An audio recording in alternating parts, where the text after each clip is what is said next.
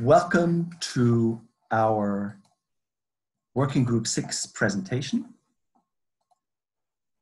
We will be presenting a number of exciting developments and research ongoing at EAWAG. And we have for you 5 presentations this morning. The first one is by Vasco Schelbert on qualitative indicators for shared sanitation, a project called CWIS. This will be followed by Abishek Narayan on citywide inclusive sanitation. Then BJ Ward will be telling us a bit about estimating quantities and qualities of fecal sludge. Christoph Friedrich will be presenting a new fecal sludge field lab that allows for swift deployment in humanitarian contexts. And then finally, BJ Ward will tell us a bit about integrated approach to fecal sludge dewatering. These are all projects and ongoing programs at EAWAG.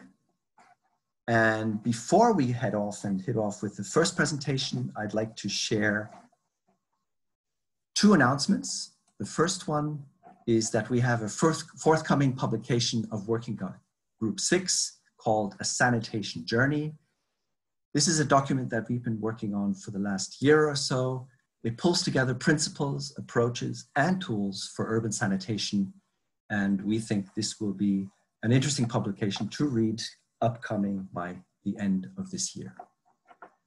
And secondly, FSM 6, the abstract deadline has been extended until the 31st of August. So if you are still interested in handing in a paper and a proposal, please do share this with the conference committee. We do remain hopeful for an in-person FSM 6. However, the conference committee is building on a contingency plan for a virtual conference in case the numbers of COVID-19 do not look promising in Indonesia. Having said that, each presentation will be around 10 minutes, and after the presentation, we will allow a few questions before moving on to the next presentation. Can I now ask Vasco Schelbert to share his screen? Yes, so let me try. So you all see my screen, right? Yes. Okay, so good morning or good afternoon, everyone. Thank you for the opportunity to quickly present the research project that I've been working on for the last almost 2 years. This is a project called CWIS. It's about quality indicators for shared sanitation. So it's in the monitoring realm of sanitation, so to say. And the project lead, as you can see, was by EAWAG Sandek, so our department. We worked together with 4 different project partners, one also situated here in Switzerland, close to us, and then a partner in each target country, one in Ghana, one in Kenya, and one in Bangladesh. And the whole thing was funded by WASAP, Water and Sanitation for the Urban Poor Research Initiative. Now, what was the project about? To give a brief background or summary, so it's situated in the monitoring realm, as I said. So Sustainable Development Goal number 6 uses the JMP service ladder. So from the Joint Monitoring Program to benchmark and compare sanitation services across countries. There are basically 5 different levels on this ladder. So from open defecation to unimproved, over limited to basic, and ultimately safely managed, the highest level. Shared toilets compared to individual household toilets can at best be limited. So as you can see on the bottom, there is a difference between improved technology and unimproved technology. Improved technologies are those that hygienically separate excreta from human contact, while unimproved technologies don't. And on the right-hand side, you can see that between the year 2000 and 2017, there has been an increase from 5% to 8% of the population who use limited which means shared sanitation facilities. Now, even though a lot of shared sanitation facilities are in bad hygienic conditions, there are those that can be a viable option. And in the end, for many people living in low-income urban areas, they are the only possible solution. So the thing is that because they are not part of the basic or even safely managed categories, there is the concern that NGOs or even public institutions do not invest money to improve these situations, because also they rely on the results of these statistics. One problem is that shared sanitation facilities compared to individual household facilities, are more difficult to grasp. So there is a difficulty to agree on quality indicators for shared sanitation facilities, because also there are different types of shared sanitation facilities. Our objective then was to identify and explore key determinants of high quality shared sanitation. And we did this by extensive surveys of shared toilets and the users themselves. So we conducted a detailed empirical assessment of the drivers and determinants of the user's experience, and then an analysis to identify criteria that can provide the basis for monitoring and then also implementing and policy setters to define minimum standards. Overall, the study design had a qualitative phase and a quantitative research phase. At the bottom left side, you can see what our starting question was. So what affects quality of shared sanitation facilities in urban low-income settlements? The first phase, the qualitative phase, was constructed around three subjects, so to say. First, we conducted a literature review to get better knowledge about the whole issue. Then we conducted GALS meetings, which are community meetings that, and GALS stands for Gender Active Learning System. So we used the gender sensitive data collection method. And from the literature review and the meetings, we then created focus group discussion guidelines and conducted the focus group discussion discussions. These then presented the qualitative findings, which I will show to you just in a minute. And the whole qualitative research phase then served as a design stone, so to say, for the quantitative research phase. So all the insights we have gained from the qualitative research phase, we used for the quantitative research phase, which consisted of a user survey and spot check observations. So we conducted spot checks of shared sanitation facilities. After the analysis, then the overall aim was to develop proxy indicators. So can we provide a set of indicators that allows us to monitor the quality of shared sanitation facilities? We will see just in a few minutes if and to what degree we achieved that. Overall, as I said in the beginning, we have 3 partners in 3 countries. In Kenya, in Ghana, and Bangladesh. We worked in respective cities in Kisumu, Kumasi, and Dhaka. Overall, the project duration was from October 2018 to March 2020, so just has ended. And we collected data in low-income areas, also often referred to as slums, which are often crowded and consist of several tenant households, sometimes living together with residential proprietors.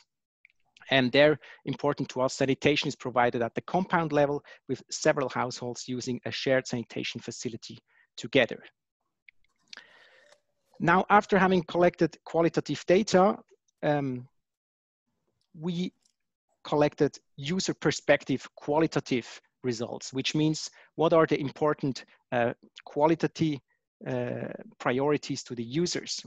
After analyzing qualitative data, we identified 9 user priorities, which means they were consistently mentioned across all the 3 settings and in different focus group discussions. We had different focus group discussion compositions. So we had men only, we had women only, and we had mixed FGDs, focus group discussions, and these were consistently mentioned across all 3 contexts. So as you can see, depending on the, priority. So water availability in close proximity, obviously important for the second one too. Cleanliness, then users really desire a gender-separated toilet, and this was preferred by men as well as women. And then technology, users prefer a flush water closet, which flushes, of course, the feces away quickly, and then you have less odor and less vermin, and overall a cleaner experience. Then lighting, very important, as well as a lockable and functional door, which is important to lock once you are on the toilet, but also from the outside if the toilet is not in use, and that it's not being used by outsiders, for example.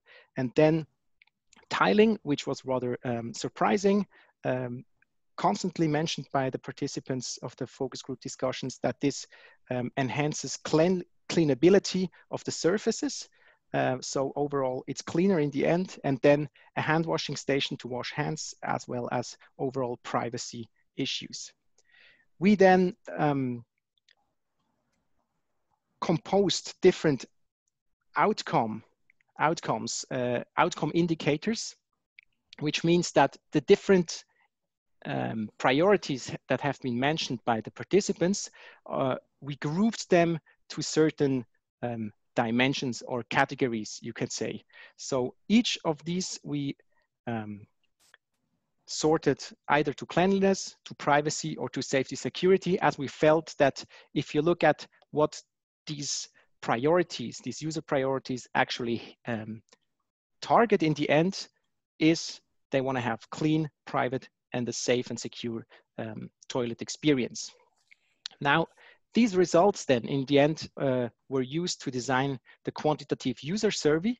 And we also did, like I said, spot check evaluations of the shared sanitation facilities, which means that we had an evaluation protocol looking at the facilities and checking several stuff. What is the technology in use? By how many people is it shared? What is the current hygienic condition? And so on and so on.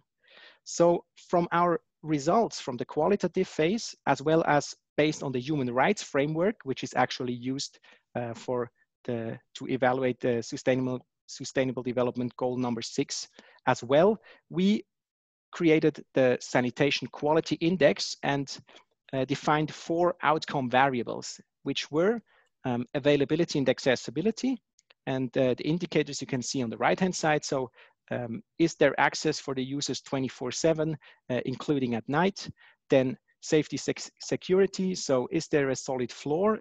Is there a good slab and a solid roof? Is it private? So a solid door as well as a solid wall with no cracks that somebody can see through. And then also the cleanliness index.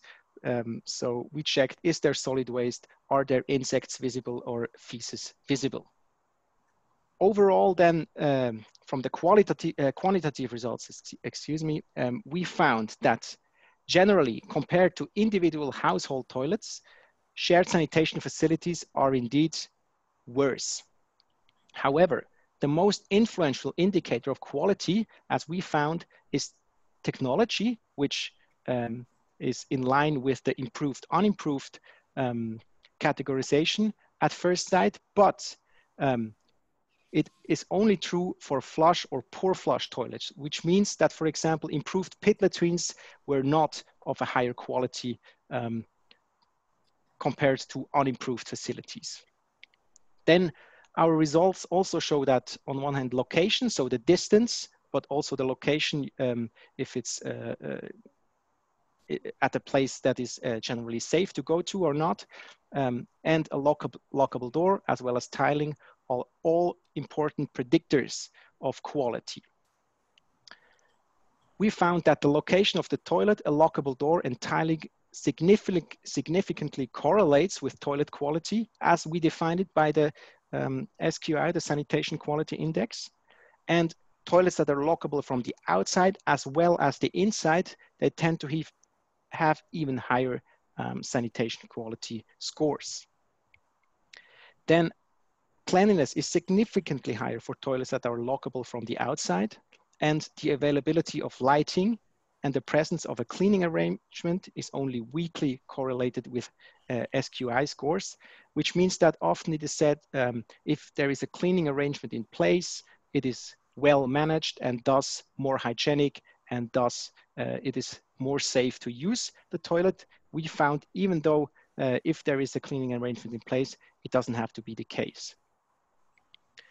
So to conclude, we found that the indicators that have the most robust relationship with sanitation quality and cleanliness are technology, which means flush and pour flush toilets, conversely to also including improved pit latrines. Then the location is an important indicator. If there is a lockable door, if there is tiling, and, but to a lesser extent, the number of households that use one cubicle. So there, we found that the more households, we didn't find that the more households use a certain facility, the dirtier and the less hygienic it gets. We couldn't confirm that. And this is something that is often assumed.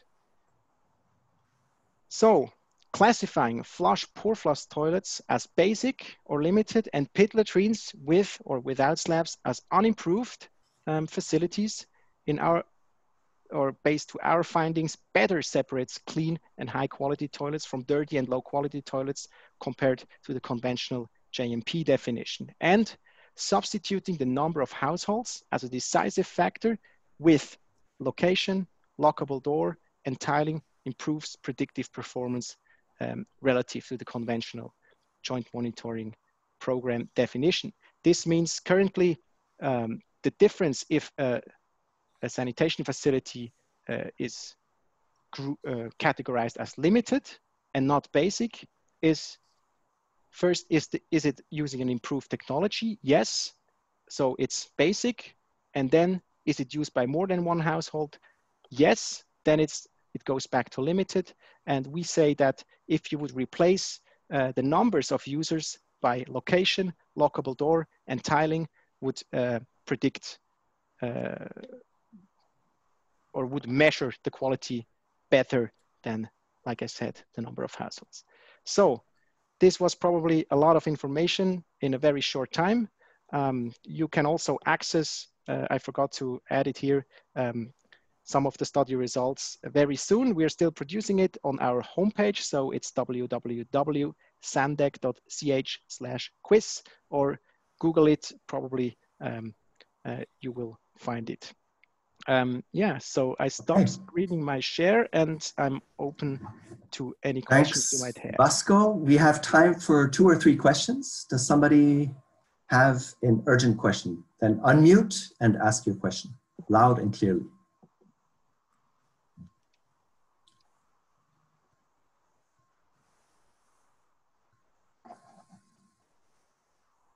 I have a question. Can you hear me? Yes, a bit louder. Okay, my question is, thanks very much for this nice presentation. My question is, did you look also at how the facility is managed? If it's managed by one household or how they are organizing the management? Yes, we were looking at that to a certain extent. So in the qualitative phase, where we also conducted focus group discussions, we were able to look at that in more detail, the way they are organized. But and in the quantitative part of in the survey, we also asked about if there is a management and who is looking after. Yeah, but like I said, our findings could not prove that if there is a cleaning arrangement in place, that the facilities are of a higher quality or more hygienic. Okay, another question? There are 2 questions in the chat. Okay. Okay. How and when will the results from this study affect the definition? That's a good question. How, that's not up to me, of course. And when, that's not up to me either. But we are currently producing publications regarding the findings. So like I said, we're still working on them. And the question, if they're going to be taken up, I think it doesn't only rely on our study findings, but there are other studies ongoing that are also concerned with shared sanitation and monitoring. I think probably there will be more evidence needed that in order to establish a comprehensive indicator and monitoring system for shared sanitation facilities. So I cannot give a definite answer to that. However, what already has changed, and that is from 2018, when the new guidelines on sanitation and health were published, is and these serve as the normative guidance, so to say, in the design of sanitation programs. These new guidelines, which were published by WHO, they state that shared sanitation facilities which safely contain excreta can be promoted as an incremental step when individual household facilities are not feasible. This means even though they are not yet accepted as a basic solution, also because there is not an agreed on monitoring and indicator system, they are already accepted as this moment an incremental step. So the change is underway, so to say. Right. Okay, thanks. Maybe one more question from Jesse. Previous studies have found that the number of people using a public facility was correlated with hygiene. Your study says it doesn't. Okay, let me specify on that. There is not a basic agreed on categorization of different shared sanitation facilities, but the one that we used is shared household toilets. So between, for example, 2 or 3 households. Then you have compound toilets. They are a bit bigger, a bit more households share it. And then you have community toilets and you have public toilets. So public toilets are toilets that serve public space, for example, train stations, marketplaces, and so on. And we did not cover these kind of toilets. So we were focusing on shared sanitation on the compound level and between households. So it is very well possible that our results deviate from public toilets, but often public toilets, they also have a different kind of management because sometimes you have to pay, they work on a pay-per-use basis. So we did not cover that within our study. But okay. The key part of that question is, does the number of people correlate with hygiene? Number of users? We found that overall shared sanitation facilities are less hygienic compared to individual household facilities first, but we did not find like a cutoff figure that was suggested. For example, in 2012, a cutoff figure was suggested by 4 households. If more than 4 households used the facility, there was kind of a significant deterioration of the quality of shared sanitation facilities. We did not find that. Our results even indicated that up to 6 households using the same facility, the level was first slightly growing, then from 5 to 6, it was even decreasing, so which means quality improved, and then slightly increasing. So there is not such a thing as a cutoff figure that we found in our study based on the analysis we carried out. Thanks a lot. I'm sorry we can't take any other questions. I saw there was a lot of questions still being asked. Please send them directly to Vasco. If you Google Vasco and ERBA, you will find his contact. We will now move on to the next presentation by Abishek Narayan on citywide inclusive sanitation. Abishek, the floor is yours. Thank you. Just gonna share screen.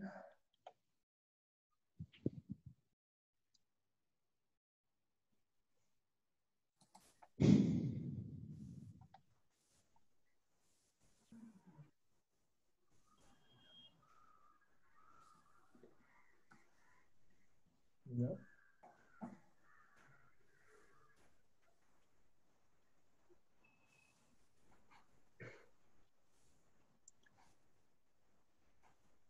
You can't see my screen, can you?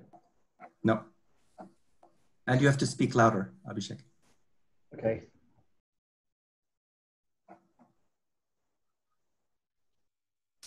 Am I more audible now? Yeah.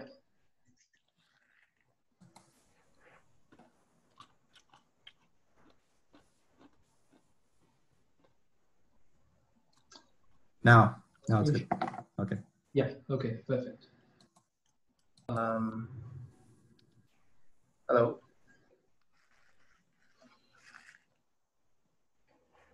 But is my secondary screen visible? Or okay, never mind. Hi. Good morning, good afternoon, and good evening to all of you tuned in. Hey. No, it's fine. Yeah. So today I'm just going to try and give an overview of the new developments in citywide inclusive sanitation. So this is going to be trying to capture a lot of the global thinking around this new concept. Many of you have surely heard of this term CWIS over and over again. So for those who are hearing it the first time, I'll try to explain it briefly. But overall, in the last 2 decades, there is quite a bit of evolution in thinking that has happened. Right from moving from just viewing sanitation as infrastructure, it's being viewed now as a service-based model. From being seen only as a public service-based model, it's now also thinking about having private players involved in it. From being viewed as only toilet infrastructure, it's now looking at the entire sanitation value chain. So a lot of these developments have happened, and one of the other key developments is equity. Can those who are poor in a city, can they pay lesser than the rich people? Because conventionally, sewers are much more subsidized than FSM. So a lot of these interesting thinking and questions that have come up in the last 2 decades, they are all kind of branched, I mean, coupled into one single framework, which is the citywide inclusive sanitation. And this whole concept started only less than 5 years ago. But today, citywide inclusive sanitation is being quite broadly accepted as the approach to align with. Research institutions, development banks, NGOs, and a whole bunch of governments are now coming together to collaborate and support citywide inclusive sanitation. Yet, CWIS is still constantly evolving, and there's great scope for anybody who's working on urban sanitation to kind of contribute to this agenda and shape it further. So in the in the last 4 years since CWIS became a concept, which was in the Atlanta conference, quite a few things have happened. Like in 2017 at the Stockholm Water Week was the first call for action that was put. In 2018, a $1 billion commitment was spoken about by Bill Gates and the then president Jim Kim of World Bank. And in 2019, this large conclave on CWIS happened in Manila, from which the principles and kind of some clarity on what is CWIS kind of emerged. And in 2020, quite recently, there have been quite a few publications that have come out on this topic. So for those of you who did attend the SuSanA meeting 2 years ago, I made this one slide which said that the practice was well ahead of academia, and there was no research on CWIS back then. But in 2020, I just took the screenshot today, there are multiple CWIS papers that have been released. There are over 230 hits of the terminology CWIS that has been mentioned in academic literature. And there's a whole bunch of tools, guidelines.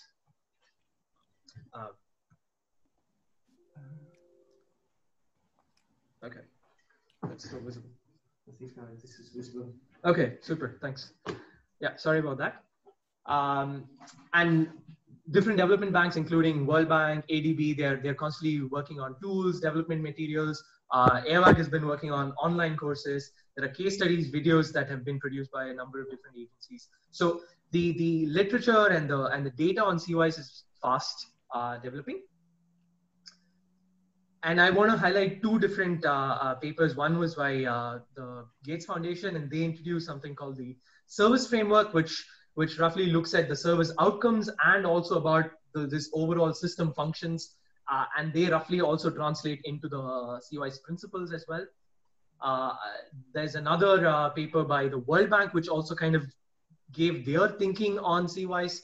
And conventionally, World Bank has always funded large-scale centralized infrastructure for sanitation, but now they're slowly also moving towards how can different technologies like non-sewer technologies also coexist in the same city. So there's a whole bunch of thinking that's coming out of World Bank as well. But last year at the SuSanA meeting, the working group meeting for the cities group, we kind of came to you guys and said, there's a lot of different interpretations of CWIS. From the Manila conclave, we presented to you some different principles that came out, and we asked for feedback. And that was a very, very productive session. So during that session, we decided how do we kind of not define, because definition is a very strong word, but rather at least frame the concept of CWIS and what could then be the principles that we can modify based on what the output of Manila conclave was. So this is what we basically achieved from the meeting then.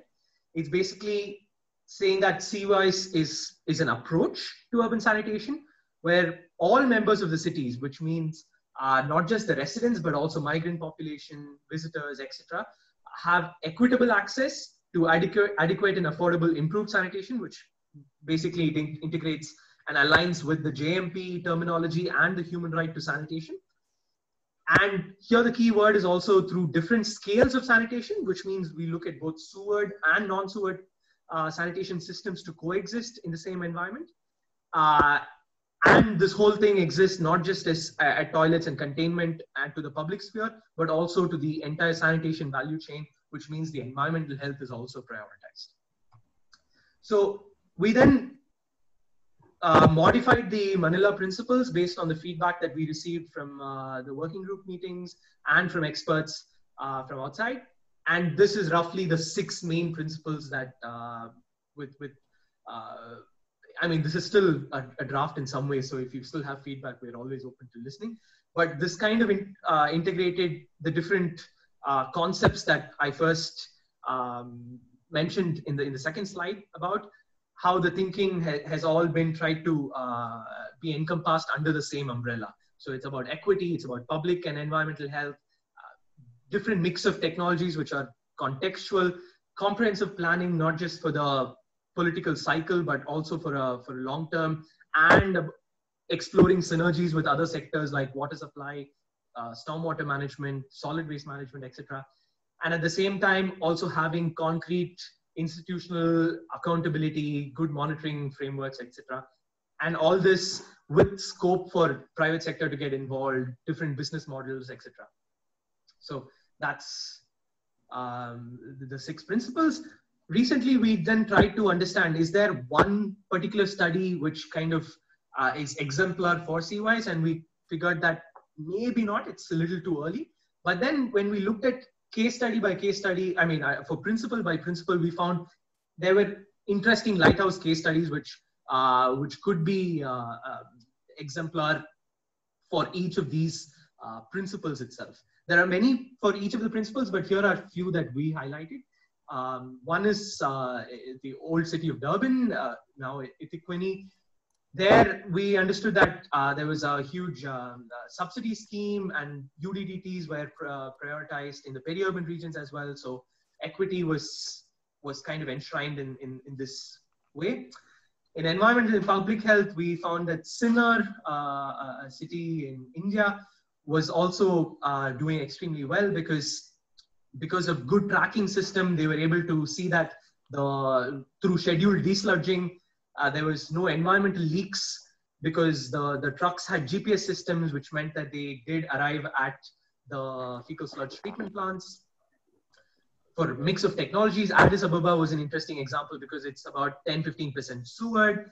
The rest are non-sewered and decentralized treatment plants for these big public housing schemes, where within the compound there were decentralized wastewater treatment plants, which kind of show different technologies coexisting together. In terms of comprehensive planning, of course, there are multitude of examples, but in this case, we highlighted Nala, an example where the CLUES, or the community-led urban environmental sanitation, was kind of tested and piloted there in Nala. So the community was very strongly involved in the planning process, right from agenda setting to building of simplified sewers.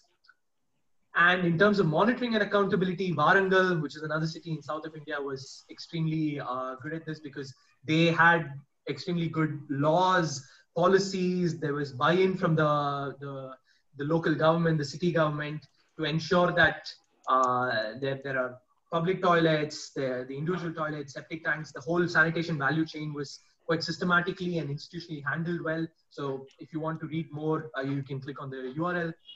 And finally, in terms of business model, Naivasha, where Sanitation works, also presented an interesting case study where a private company who can also get involved can definitely augment the sanitation service that is being provided to the population. So these are some interesting case studies for each of the principles. I will finish with just an overarching set of work that is happening at EWAG and Sandek under the CWIS agenda. So we have different initiatives. Under the capacity development, the flagship project is the CONCAT project, which is aimed at private consultants, and especially now with COVID kind of putting a spanner in the works, but also enabling close to 100 people joining this session. So this blended technology-enabled learning and knowledge exchange is also kind of rooted in the CONCAT project. So there are all the videos and all the learning material that we produce is all open source, and it's sandek.ch/CONCAT. We're also doing case studies, some in India, in Nepal, in Kenya, where we're trying to understand the city in great detail to understand how could CWIS be enabled in these cities, what would be the drivers and barriers. We're also trying to work on this overarching concept of CWIS, trying to give more clarity on what it is, but also once the clarity on what is CWIS is emerging, we also want to try to bring new ways on how to then enable CWIS, how to plan keeping CWIS as the goal. And the Frontiers publication, what I spoke to you about earlier, it's also all articles are open source. Everything has some connection with CWIS, very interesting to read. And finally, we are working on tools constantly, the SFDs, the costing tool we tested out for the World Bank. Social network analysis is an interesting tool that we are constantly trying to develop further. Santiago, that is Dorothy Schuler's work on trying to generate alternate system options. And apart from these, what you will hear later today is also presentation by BJ, which kind of answer some of the more fundamental questions of fecal sludge quantification, qualification, the treatment, etc. So, okay, thanks. Thanks a lot. Can somebody mute their microphone? There's some screaming going in the background. Okay, any questions to Abishek? You can either ask directly by unmuting or in writing.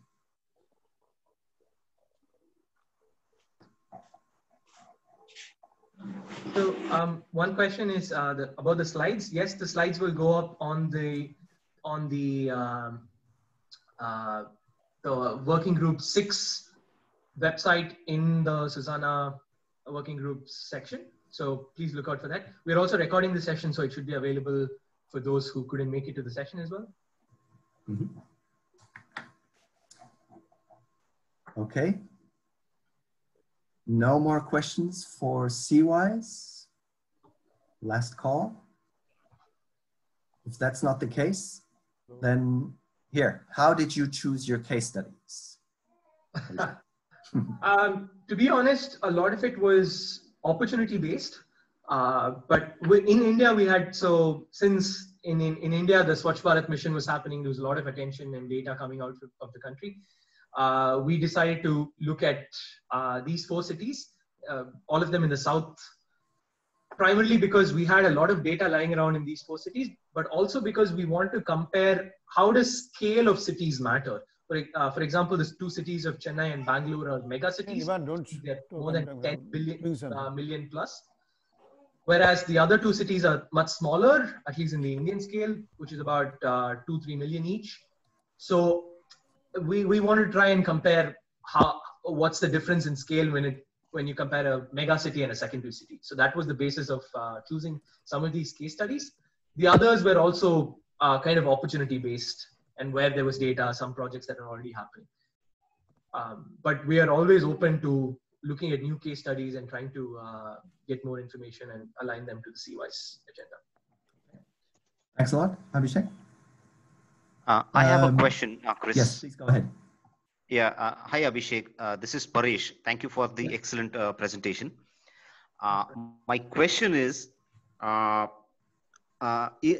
do we define sanitation, or is it only restricted to excreta management and wastewater management, or components like solid waste management and stormwater management are included in this concept of CWIS?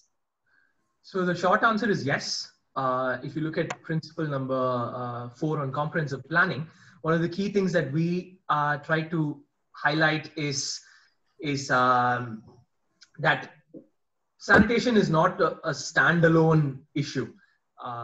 And in a lot of countries, I mean, in practically every case, the water service chain and the solid waste service chain have some interactions happening with the sanitation value chain. Similarly, stormwater systems have a huge impact as well, because in a lot of cases, simplified sewers or even sewers are illegally connected to stormwater systems. So CWIS very much does emphasize looking beyond the silos and trying to, when you want to plan an intervention, don't just look at purely on fecal waste management, but more extensively at trying to develop synergies with other urban development goals, at least the basic services. So that's definitely a huge part of CWIS. And this relates to another question of density, population size, etc. that Zenbo answered. Mr. Vatsal, your mic is unmuted, so if you could mute it, would be great. But let me just clarify that CWIS is a very broad, overarching concept. And what we are constantly working right now is to make sure that there is some basic ideas and fundamental knowledge that classifies a project as CWIS and not just urban sanitation. There are minimum criteria to meet. But the idea is there's no cookie cutter approach, right? So we want to make sure that there are certain guidelines which could then be based on targets and based on contexts. We could operationalize it according to the case that we have in hand. So contextualization is extremely important, and we recognize that while talking about CWIS. So there is no one particular guideline yet. I mean, it's still a nascent field. A lot of it is happening, but we are planning. So one of the goals of my PhD is to come up with a planning methodology and a set of guidelines for CWIS. So, and yes, maybe to add on that, ADB is also working on a guideline for CWIS for their projects funded by the ADB. Okay, thanks a lot, Abishek. We have to move on for the sake of time. Maybe unshare your screen, and then we'll go on to next. That's BJ, who will be talking to us about the quantities and qualities of fecal sludge. Just one second. Can you see my presenter view, or can you see my slides? It's presenter view. Slides. No, we can see your slides. Excellent, thank you. That's perfect. Great. So today I'd like to share with you the research of my colleagues, Nika Andreessen and Linda Strande. I will try my best to answer your questions as well. So I'll be talking about estimating quantities and qualities of fecal sludge at the citywide or neighborhood-wide scale. And what I'd like to do is start with a bit of a thought experiment. So a hypothetical question. You see this picture of this beautiful lake in front of you, and I'd like you to imagine how you could figure out how many fish are in this lake and which species of fish are in this lake. It's kind of difficult, right? Because you can't count every fish, and you're not going to just catch every fish and check and see what species it is. Anyway. And I guess this is a nice allegory or metaphor for fecal sludge, this beautiful lake. Oh, excuse me, I think, could someone mute their microphone? Perfect, thank you, that's great. Yeah, so this beautiful lake is a nice metaphor for fecal sludge because we have difficulty figuring out how to quantify and characterize fecal sludge as well. And for planning and management and treatment plant purposes, we need to know how much fecal sludge we have in a city and what kind of fecal sludge to expect in a specified area. And so that entails the identification of quantities and qualities of fecal sludge, which we abbreviate sometimes to Q and Q. So why do we care about measuring quantities and qualities? If you look at this diagram here on the top, this is a diagram that represents the traditional wastewater treatment, the flow of wastewater in traditional like sewered city. So for example, you have wastewater that's generated at every house, and then it's homogenized in a sewer as it travels to a centralized treatment facility. And in terms of estimating quantities and qualities of wastewater, this makes it comparatively relatively straightforward when you compare that to a fecal sludge management type service chain, where you have different types of sludge, different amounts and different characteristics of sludge being generated at individual sites. And then they're all collected separately and not homogenized during transport. So you have very, very big differences in quantities and qualities arriving at a treatment facility. So being able to estimate the quantities and qualities that are generated in a city are really important for making good management decisions. For example, planning scheduled emptying, or also for making decisions about how to design a treatment plant or design treatment performance based on estimated loadings. So Dr. Linda Strande has developed a method to estimate the Q and Q of fecal sludge more accurately on a citywide scale. And that's based on the premise that you can tell things about the quantities and characteristics of fecal sludge based on demographic, environmental, and technical data in a city. And so that could be things like income level or water table level, or whether most people have septic tanks or pit latrines in a specific neighborhood. So that's the concept I'm going to tell you about today, and I have some examples of what we've been working on in terms of this. So one of our most recent tests of the Q and Q methodology has been field testing it in Sursila in India, together with CDD Society. So Sursila is a town with about 83,000 inhabitants. And from September 2018 to April 2019, we collected 180 samples from different fecal sludge containments. We tested the accumulation rate of the sludge in 3 different ways. And then we tried to correlate that to these social, demographic, and environmental predictors. However, measuring quantities, so accumulation and rates of fecal sludge, is really difficult if you don't want to actually empty the entire system, right? So measuring this in situ can really be a challenge, and that's what inspired the development of the Volaser, which is a measuring device that EAVAG developed in collaboration with ETH and ZHDK in Zurich. And it is able to measure the volume of a pit latrine or a septic tank and the volume of fecal sludge that's collected inside of it. So what's really cool about it, the way that it works, you can see here this diagram, you place like a smartphone here, and there's an app that runs the system. And you rotate, so as the smartphone is placed here, if you direct your attention to the figure on the left, you'll see, so we lower a laser rangefinder into the pit, and that enables us, so we rotate it, and it enables us to measure the circumference of the containment, and then it also measures the distance to the sludge layer.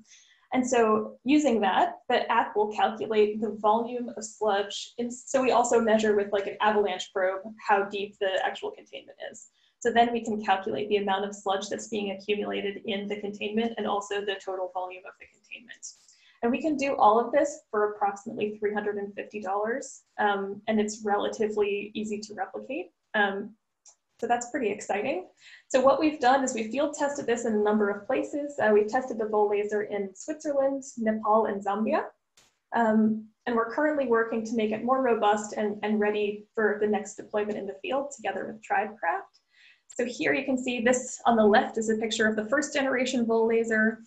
Here in the middle, you see some examples of what the app user interface looks like. And then on the right, this is a picture of what the most recent prototype of the Volaser looks like. So our plan is we'll be bringing this prototype to FSM 6, and we'll do a workshop, a training workshop, and also distribute about 20 Volasers so that people can do individual data collection in your home city. And also the manual and guidelines for how to assemble a Volaser and also the app are going to be available open source.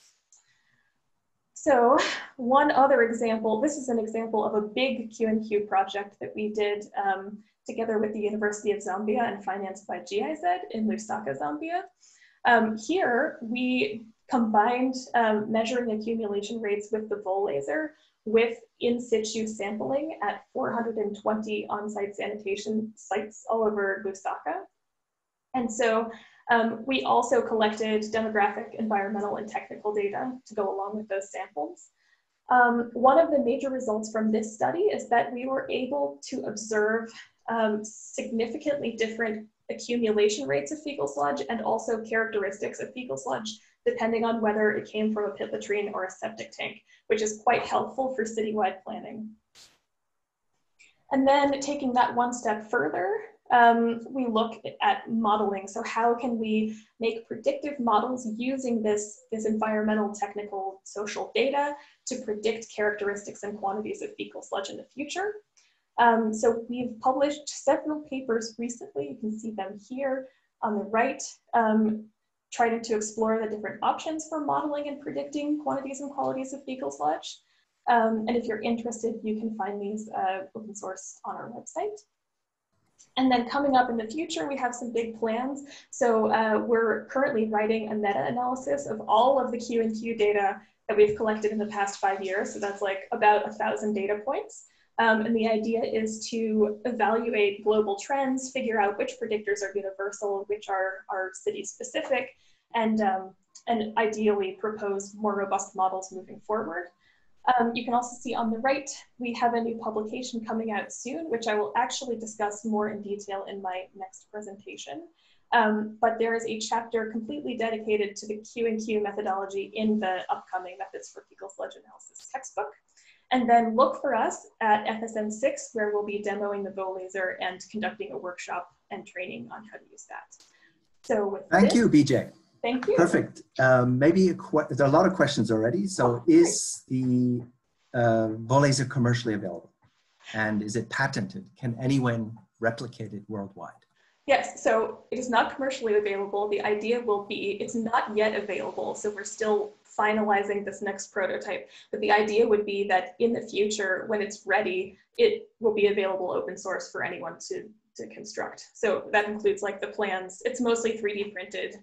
Yeah, and the app is also open source. Then there's a question, does the Volaser give any information on the physical qualities of the sludge itself? No, it does not. It's only sludge volume. Okay, so it's a volume-based laser. Okay. Yeah, then there's several comments. I think we don't have to go into them in detail.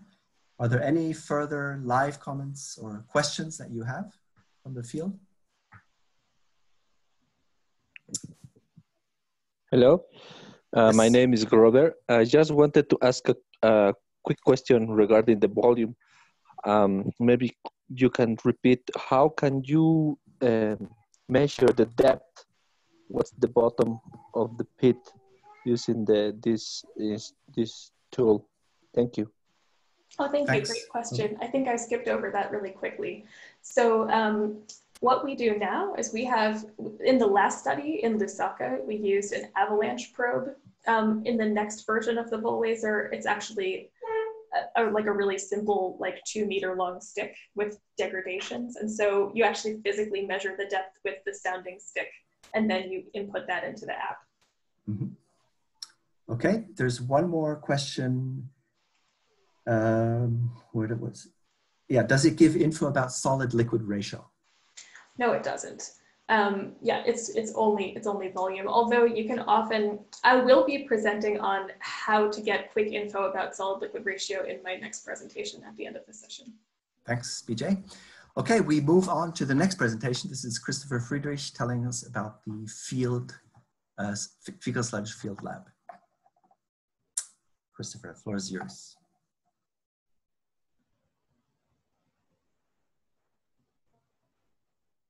And you have to unmute your microphone. Thanks.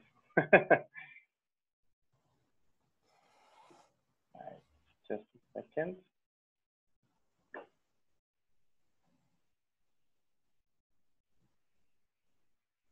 Okay, I hope you can see my screen. Perfect. All right. Hello and welcome. We are going to talk a little bit about some new innovations in the fecal sludge realms. And this innovation we're going to talk about is the fecal sludge field laboratory. I'm going to give you a bit of an overview about how we came from the problem statement to the actual product that is on the market right now. So regarding the problem statement, one big turning point in the agenda setting of humanitarian aid actors was the cholera outbreak following the devastating earthquake in Haiti in 2010, where there have been more than 800,000 infections of cholera and 10,000 deaths attributed to this cholera epidemic. And this cholera outbreak really brought fecal sludge management and treatment and end-use / disposal back to the agenda of the humanitarian aid actors. So in 2015, the International Federation of Red Cross and Red Crescent Societies and the Austrian Red Cross sat together on a table discussing this very topic and came to the conclusion that there are no or only very basic monitoring tools for the treatment performance and the process control parameters of fecal sludge treatment plants in the humanitarian field, and that there is no all-in-one laboratory solution so that a humanitarian actor can just buy a certain package of laboratory equipment and rest assured that he or she is not causing any harm while doing fecal sludge treatment. And something else they came up with was that the standard methods for wastewater analysis or fecal sludge analysis were not as field ready as they need to be if you want to perform these analysis in the field, for instance, in a refugee camp. So the concept they came up with was that the monitoring of the performance of fecal sludge treatment plants needs to be possible with this fecal sludge field laboratory. What that means is if we look at the sanitation value chain, that at these 2 points that I marked out with these red arrows, so before the sludge, or actually when the sludge reaches the treatment plant and when it has been treated, the fecal sludge field laboratory needs to be able to kind of show how well the treatment in this treatment facility works. And to be a useful tool for the treatment operators, it also needs to be able to show where in the treatment chain there might be some flaws. So it needs to be able to show which process parameters are deviating from the standard or where he or she could intervene.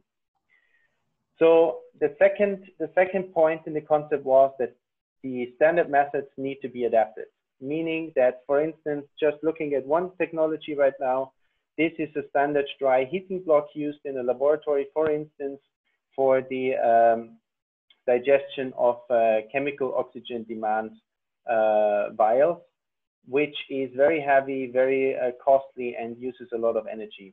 So to be field ready, so to say, and a bit more low tech, but still being able to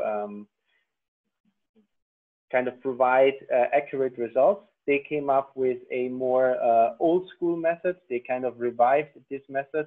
It's basically a sand bath which you can heat with any external heat source. In this case, it was a a gas stove. And Johannes Busek et al. Wrote a paper about this in 2018, where they evaluated different methods. One of these was this sand bath digestion system, and they published it in 2018. So whoever is interested in the methods behind this and the actual science behind this topic, you can look this up. The third important point of this concept was the modularity, meaning huge organizations that are sending people to the field usually have it a lot easier if they can just choose the different modules that they actually need. This is also very cost effective, because if someone already has some basic laboratory support in their country, they do not need to buy that anymore. So you can choose between public health process control parameters or end use focused package, so to say. If you, for instance, already have a very reliable power supply, then you don't need to buy the supplement 3 package, which is only revolving around sun, so photovoltaic energy and wind energy. The fecal sludge field laboratory can in total test 25 parameters. We are not going to go through all of them. I just wanted to list them here so that you can have a look at it also later when you maybe look at the video again. The field readiness of the laboratory means that this laboratory needs to be packed in a very compact size. So you can see the full laboratory here, which is packed in the back of a normal van, basically. The idea was that it can be shipped around the planet, fitting to Euro pallets, and then in the field, basically on the back of a pickup truck. Now, let's look at a little bit at the history of this fecal sludge lab. So in 2017, the very first prototype has been tested. And I'm going to show you some pictures now so you get a bit of an understanding of what that actually means. So here you can see the very first test in 2017 in a tent in Austria, where, as you can see, many different methods were tested out, and it was really a very prototype kind of mission. Then as well in 2017, we did some testing of the methods in Blantyre in Malawi, and we built up that fecal sludge field laboratory together with Waste Malawi in a garage. And in 2018, there has been some training for members of the Ugandan Red Cross. And there we trained the people to be able to operate this laboratory in the future. In 2019, there has been a training for members of the Swiss Humanitarian Aid Corps, of the WASH Corps, for them to be able to be deployed abroad to operate the system. And now in 2019, there has been the first real life deployment of the laboratory to an actual emergency in Cox's Bazar in Bangladesh. And since 2019, this laboratory is still operational. It has changed form and shape, so to say. Some equipment was removed, new equipment was introduced. So this is still a work in process, but it is quite ready now, as I would say, a version 2.0. So we're not in the prototype phase anymore. And the newest development of this laboratory, or I wouldn't say it's this laboratory, it's actually a side project of this laboratory, is a smaller version of this laboratory, which is currently developed by Swiss Humanitarian Aid in cooperation with EAVAG Sandex. This laboratory will also have a homepage. It is currently under construction, but I put it here because since the recording might be online for quite some time, it's maybe good for people to come back and check this out. If you now go to the homepage, you will only see an under construction sign. Okay, that was basically it. I stayed within my 10 minutes, so I'm open for questions now. Thanks, Christopher. Somebody already asking, can the field trap training be extended to Nigeria? This is a good question. So the costs of the laboratory have to be covered, of course, by someone. But if you find someone who is willing to buy and deploy this laboratory, we are, of course, willing to support this deployment. Okay. Any other questions?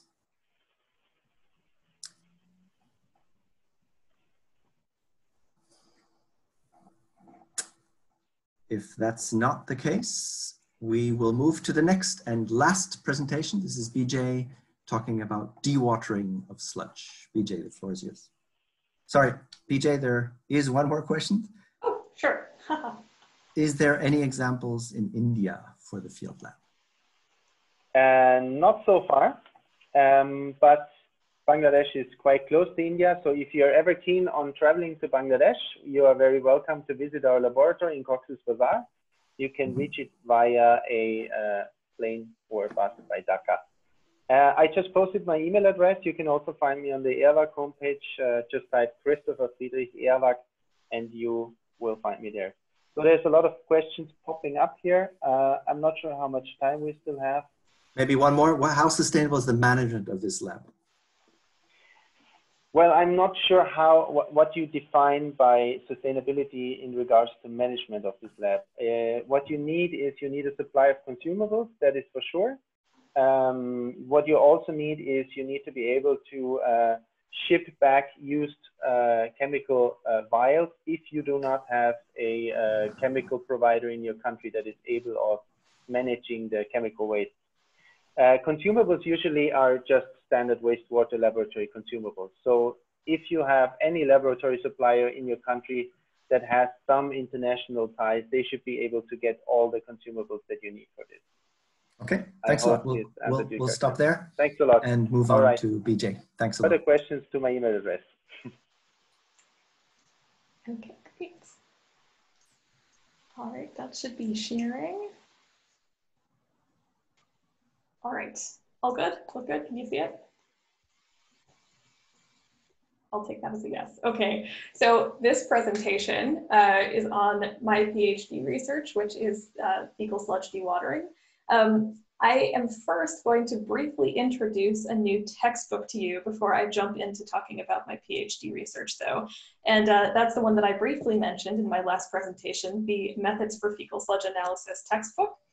So it is going to compile methods of data analysis, data collection, and interpretation that's specifically focused on fecal sludge, which has until now been lacking. So that's coming soon. It will be published by the end of 2020, and it will be open access. The PDF will be available for free on the IWA website. I will briefly give you an overview of what's included in the textbook, just so you can get excited. We have a chapter on fecal sludge properties and how to consider them when you plan a characterization plan, a chapter on sample collection and handling, one on experimental design for technology development and scaling up. Then this is the chapter I talked about before, a chapter on Q&Q methodology for citywide scale planning. We also have one chapter that focuses on containment scale or treatment process scale modeling of fecal sludge. Then we have chapter 7, which is about fecal sludge simulants and how to pick the best simulant for your research. And then the last chapter is quite a big one, and it's a compilation of methods and characterization procedures, mostly developed at the University of KwaZulu-Natal in Durban, to specifically characterize fecal sludge. So that's coming up, get excited, and when it's available, we will post a message on SuSanA, and also it will be available on IWA's website. So now I'll jump into talking about my research topic, which is fecal sludge dewatering. We've come to the conclusion that understanding and improving dewatering is one of the most important research needs for technology development to address fecal sludge management issues in urban areas. And that's because sludge typically ranges from anywhere from 80% water to more than 99% water. And that solid and liquid content of the sludge needs to be separated before you can do adequate treatment or reuse. And in some cases, it also helps to separate it in order to make transport of the sludge more optimal.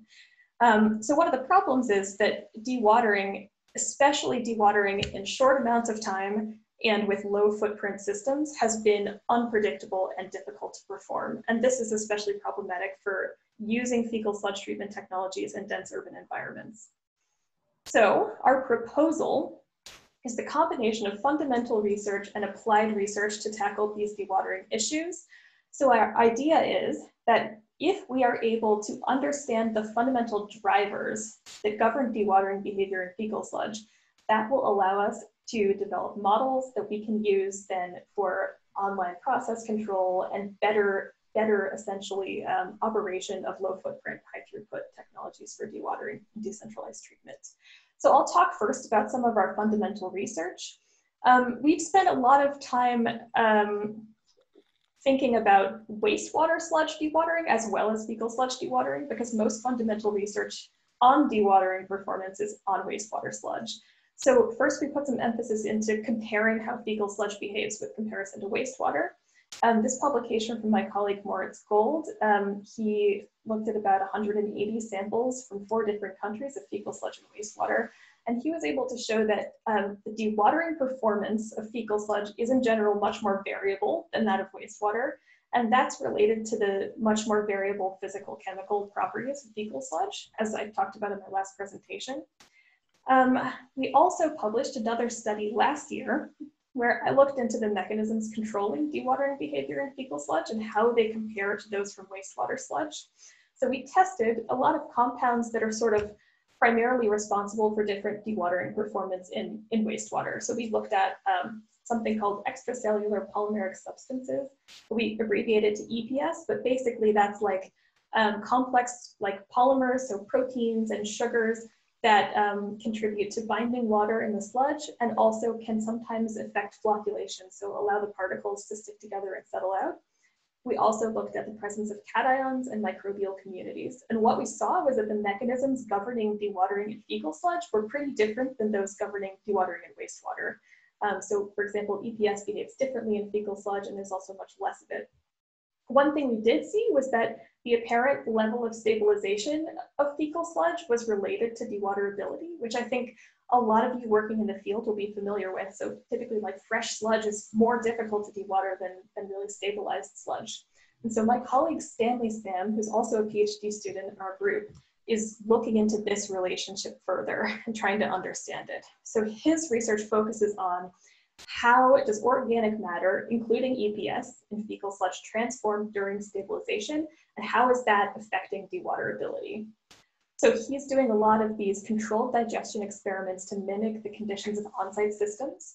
And what he's found is quite interesting. So it's still preliminary, but one thing that he's found is the transformation of EPS, so how the organic matter changes in sludge during degradation, is dependent on the inoculum. So if he inoculates it with sludge from a pit latrine, it behaves and transforms differently than if he inoculates it with sludge from a septic tank or an anaerobic digester. So that's really interesting and potentially could explain some of the differences we see in sludge from different sources. He's also preliminarily shown that he can confirm that there is an improvement in dewatering performance as the sludge gets more and more stabilized. So this will be really interesting to keep up with, and I'm excited for what he publishes in the future. So now I'm jumping to applied research. So you've heard fundamental stuff. Now how can we use what we've learned to better qualify fecal sludge dewatering and predict it? So this is my current research topic. I'm focused on field predictors that we can use to predict dewatering performance and sludge characteristics. And so what this is an example of is analysis of photos to determine color and texture of sludge. So we take pictures of fecal sludge. We have a computer algorithm that can identify and color correct the sludge pictures. And then it identifies sludge color and also texture. And we can use those as inputs into machine learning models that predict sludge characteristics and dewatering performance. So what we've been able to do is, using just photographs and conductivity probes and also pH probes sometimes, we can generate pretty good predictions of dewatering time, total solids, ammonia, and COD of the sludge.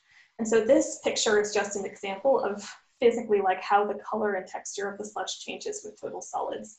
So the end goal of this would be, it's one project we're actually starting to work on now, is developing a smartphone app that would allow you to take a picture of the sludge and also input other like qualitative data or input from probes, and then it could output a prediction of dewatering performance or physical chemical characteristics like total solids.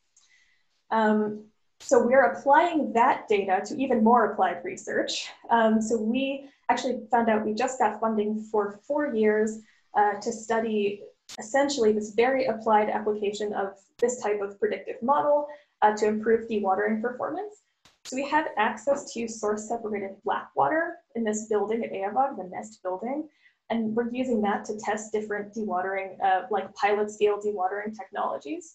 So we have an aquatron that does sort of this initial solid liquid separation. We're also testing the use of a Bucher filter press. And then we're also looking into palletizing the dewatered sludge to make sort of a solid fuel. So what we'll be doing in the future is using these, like incorporating the predictive models from our more fundamental research and optimizing them for use on the pilot scale to see if we can improve process control for these dewatering procedures. So with that, also, if you want more information about scaling up and technology development for dewatering and drying, check out chapter 4 of the upcoming book, which is all about that. And with that, I'm going to conclude my presentation and open it up for your questions. If you want more information, check out this website. This has all of our publications. And this is my email address. Thanks a lot, BJ. We already have 2 questions. The first one is, what is the reason or background to conduct cross-country studies for this kind of research? Oh, great question. Well, we're always interested in knowing how far we can take our conclusions. So it's of course still interesting if we see one behavior in sludge from a certain city, but it's really interesting for us to think about whether any of our conclusions are universal. So for example, like, is this relationship between texture and color and total solids a universal thing? Like, could we use it everywhere, or does it need to be tailored to the sludge in specific cities? And a follow-up question, were the samples that you used pure feces, feces in urine, or black water? It depends on the study. So the study where, so for all of the dewatering experiments that I showed at the beginning, and also for the color analysis, those are all fecal sludge samples from pit latrines and septic tanks. So mixed excreta and then stored for some amount of time, and maybe mixed with gray water or solid waste. And then the last slide I showed is it's black water. Actually, so it's smaller amounts of urine and fresh feces and toilet paper. Okay. Another question from Elizabeth. Can diet affect the cross-country study in any way? This is a great question. This is something we've been thinking about a lot, actually, especially in relationship to Stanley's research with transformation of organic materials. And he's actually working right now with one of our master's students in Lusaka to write a review paper that looks at the organic material in feces, like in excreta, and how it compares with diet and how that could affect the degradation and dewaterability. So it's something we're really interested in answering, but I don't know yet. Mm-hmm. Question from Jonathan. What are the confidence intervals like on the predictive model? Yeah, great question.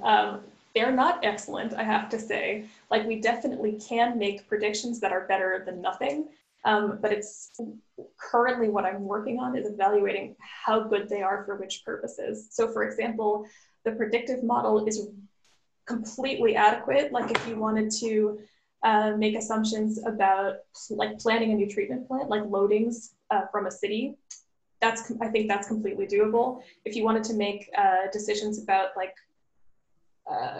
process control at a treatment plant, like when you should empty drying beds, I think they're also sufficient for that. But when you get into something like online conditioner dosing or process control, I think that's when we need to do more follow-up research to figure out if it's good enough.